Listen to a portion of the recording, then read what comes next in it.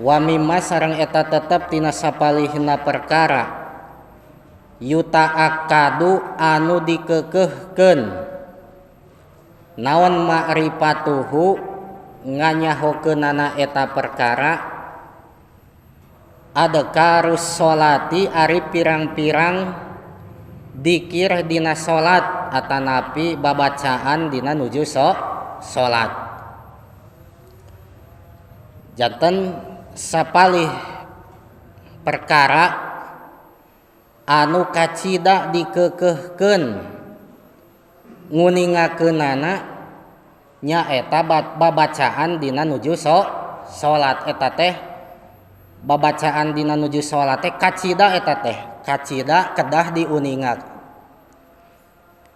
Upami kacida kedah diuninga nah berarti kedah diapalkeun upami jalmi anu teu acan apal kedah nalar kana babacaan salat upami aya jalmi anu teu acan katalar babacaan salat.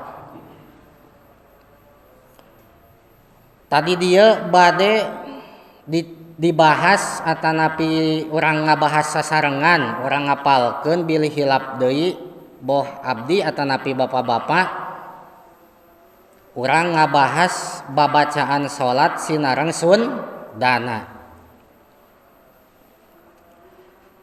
Mana cenah ngawitanana babacaan salat teh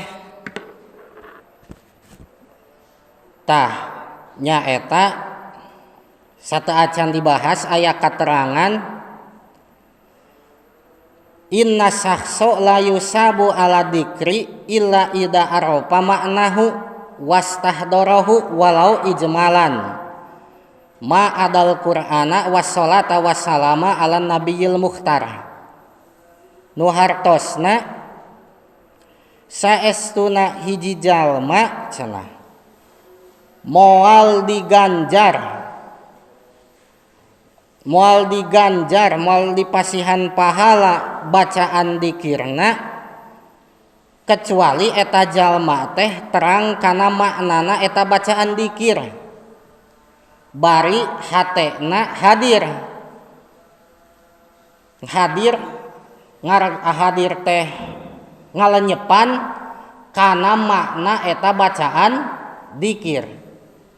Janten upami bacaan dikir urang hoyong dinaon hoyong kenging jaran ti Allah maka urang teh kedah uninga kana harti eta bacaan dikir anu dibacakeun nu diaoskeun ku urang sok sanajan apal kana harti nama secara garis besarna henteu secara hiji-hijian lapadna kitu cenah.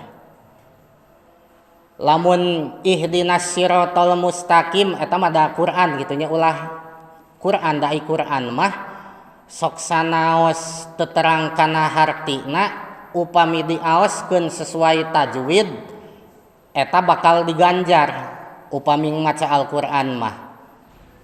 Nah benten sinareng dikir ari bacaan dikir mah upami teterang harti na sama sakali bleng we teu uninga ta eta teh ku diaoskeunana teh moal kenging ganjaran cenah.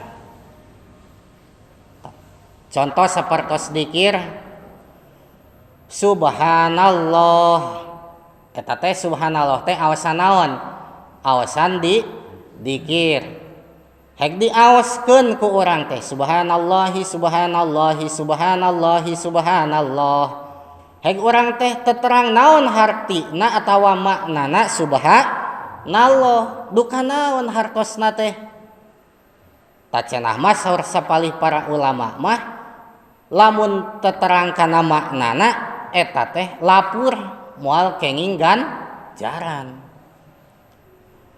Tanu matak aosan-aosan dikir teh sok diijajahkeun geuning ku ajengan hek dihartosan naon tujuanana supados ngaoskeun dikir teh urang teh terang kana maknana teras ngahadirkeun hate oh kieu hartosna teh gitu.